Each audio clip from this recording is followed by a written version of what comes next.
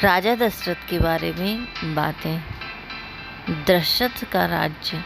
राजा दशरथ के राज्य कौशल की राजधानी अयोध्या थी। वाल्मीकि रामायण के 5वें सर्ग में अयोध्यापुरी का वर्णन किया गया है और उसको विस्तार रूप से बताया गया है।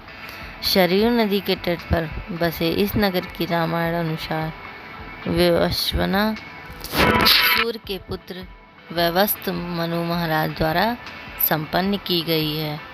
दशरथ के वंशज दशरथ वैवस्वत मनु के पुत्र इक्ष्वाकु के कुल में उत्पन्न हुए थे।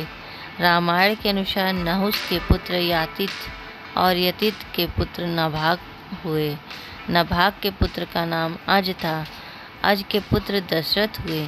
इनकी माता का नाम इंद्रुमती था। दशरथ की पत्नियां राजा दशरथ की 3 पत्नियां थीं।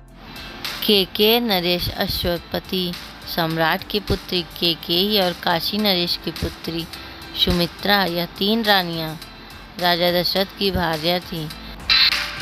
केके नरेश अश्वपति सम्राट की पुत्री केकेयी और काशी नरेश की पुत्री सुमित्रा, यह 3 रानियां दशरथ की भार्या थीं। दशरथ की पुत्रियां राजा दशरथ की 2 पुत्रियां थीं, शांता और कुकबरी।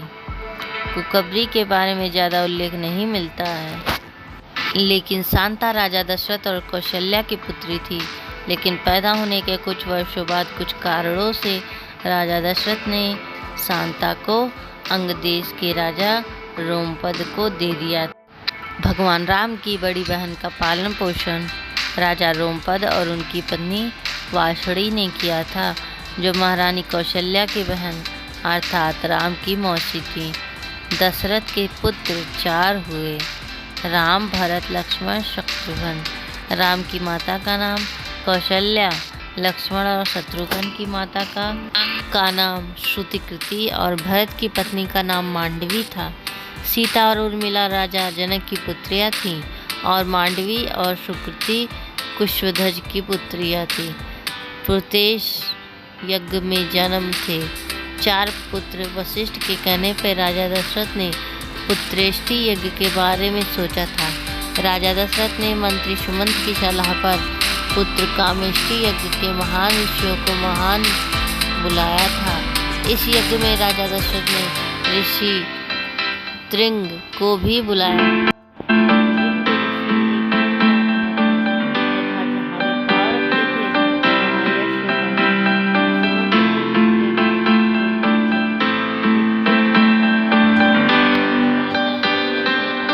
करने का आदेश दिया। ऋषि त्रिंग ऋषि ने यज्ञ करने से इनकार कर दिया, लेकिन बाद में शांता के कहने पर त्रिंग ऋषि राजा दशरथ के लिए पुत्रेष्टि यज्ञ करने के लिए तैयार हो गए। शांता दशरथ की पुत्री थी, जिसे दशरथ ने छोड़ दिया था। देवासुर संग्राम। एक बार राजा दशरथ ने देवासुर संग्राम में इंद्र के कहने पर भाग ले लिया था। इस युद्ध में उनकी पत्नी केकेयी ने उनका साथ दे दिया था। युद्ध में दशरथ अचेत हो गए। राजा के अचेत होने पर केकेयी उन्हें रणक्षेत्र से बाहर ले जाती थी।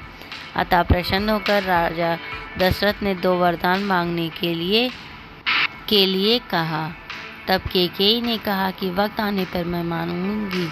बाद में मंथरा के कान भरने पर केकेयी ने राम का वनवास और भरत के लिए राज्य मांग लिया।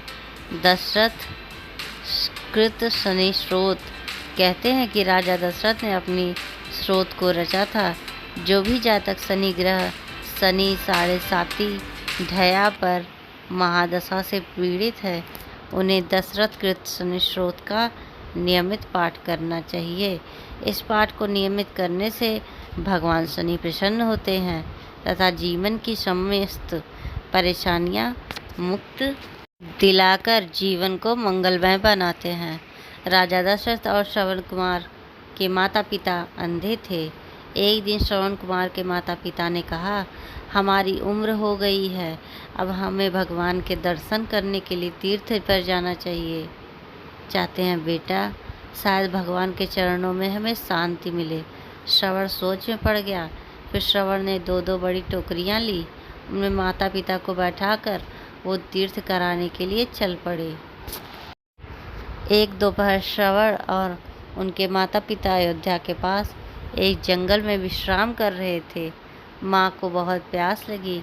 श्रवण कमंडल लेकर पानी लाने के लिए चले गए। अयोध्या के राजा दशरथ जंगल में शिकार खेलने आए हुए थे। श्रवण ने जल भरने के लिए कमंडल को पानी में डुबोया।